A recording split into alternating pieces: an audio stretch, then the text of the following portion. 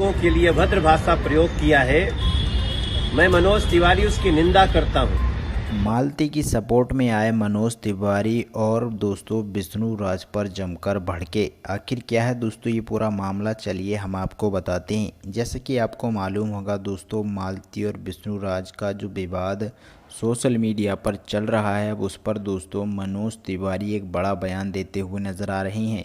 दोस्तों एक वीडियो सामने आया है मनोज तिवारी का दोस्तों, और बताया जा रहा है मनोज तिवारी ने कहा है कि जो गलत है सो गलत है। अगर किसी की बहन किसी की बेटी को कोई परेशान करेगा तो हम उसे नहीं छोड़ेंगे।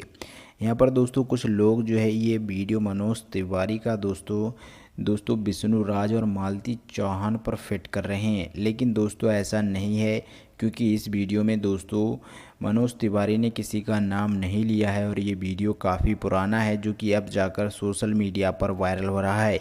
वहीं हम आपकी जानकारी के लिए बता दें दोस्तों, मनोज तिवारी ने अभी तक ऐसा कोई भी बयान नहीं दिया है मालती और विष्णु राज के बारे में। आपकी जानकारी के लिए बता दें दूसरी ओर दोस्तों, विष्णु राज काफ़ी ज़्यादा परेशान है, जो कि अपनी पत्नी को लेकर दोस्तों मालती चौहान को लेकर दोस्तों बड़े बड़े खुलासे कर रहा है और रिक्वेस्ट कर रहा है कि मालती उसके पास वापस आ जाए।